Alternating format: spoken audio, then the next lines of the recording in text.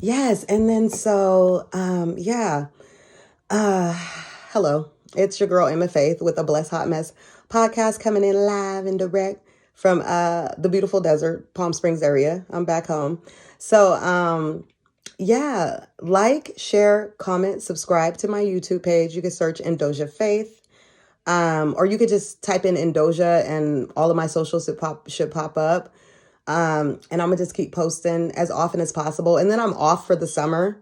So I'm gonna really dive in. I'm trying to get my merch together and everything. Um, but yeah, go ahead and leave a comment. How do you feel about the topic of forgiveness? Is it easy for you to forgive? Is it hard?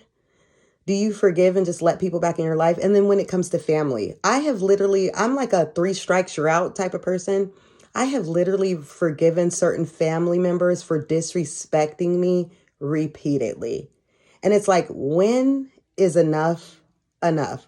When do you just say, okay, God bless, I'm going to leave you to your misery.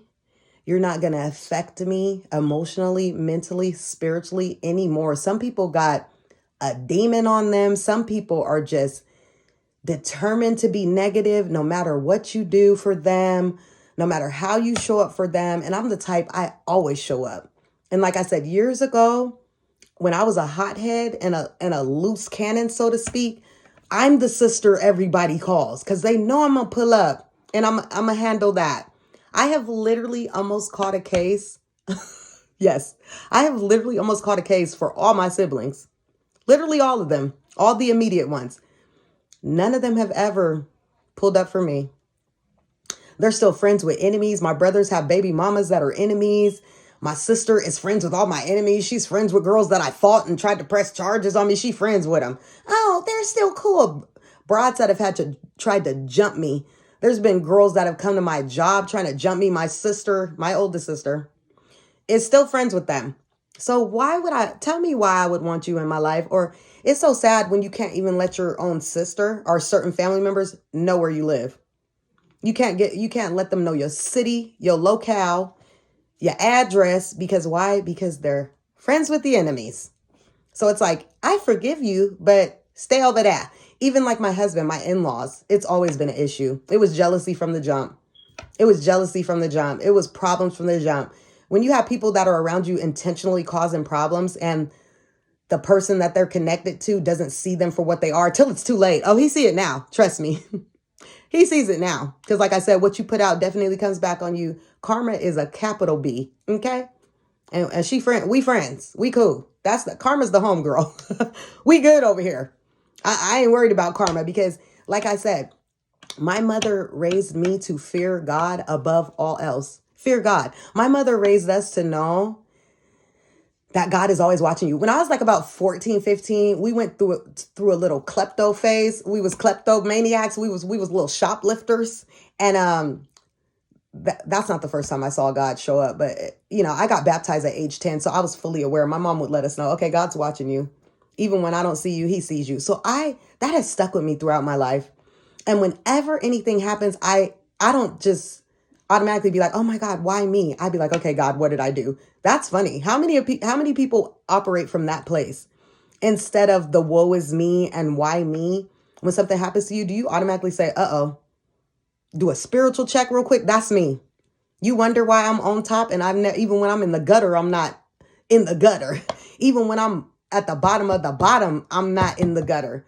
God has always shown me favor. He has always given me grace, even when I didn't necessarily deserve it. God is so good. I literally shouldn't be here. I literally got shot in my head and almost got raped at age 13. It was a pellet gun, but yeah, he shot me intentionally. That dent on my head, on my forehead is a reminder. I almost got raped, almost lost my virginity to rape, almost lost my virginity to his finger. But God spared me from that. But I was on the wrong side of town, somewhere where I shouldn't have been. And I had to sit in the house a whole year because my head, they literally had to get the pellet out, and I ended up getting stitches. So he gave me a shot in my head with the anesthesia, whatever it was, gave me an allergic reaction. I have sensitive skin and I'm sensitive, whatever. My face swole up for like a month. I looked like a fat chipmunk. You know how people get all fat when they get their wisdom teeth or something? imagine my whole face swell up. So, and then I had a head injury.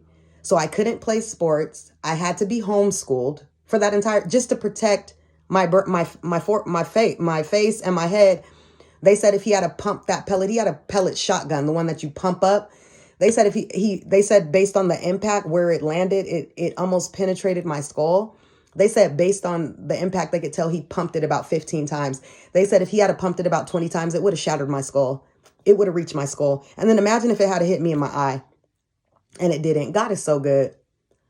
God is so good. But the point was, I had about a year. I stayed in the house about a year from age 13 to 14. I was too scared to go anywhere. I didn't want to re-injure or end up injuring my head worse or it not healing right.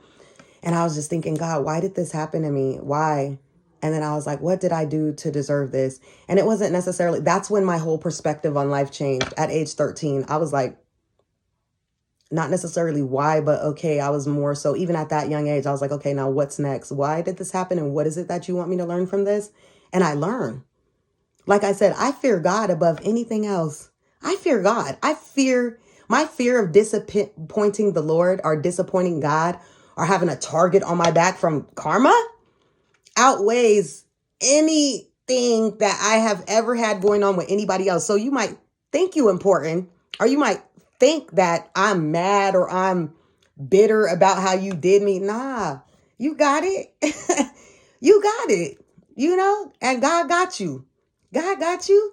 I don't even got to get you. God got you. Just like God got me, and I live by that. Those are words to live by. Get your mind right. Get right with the Lord while you still have time to. Like I said, and it's not hard to do right by people. It's not hard. That old saying, do unto others as you would have them do unto you, is there for a reason. It's there for a reason. Get into it.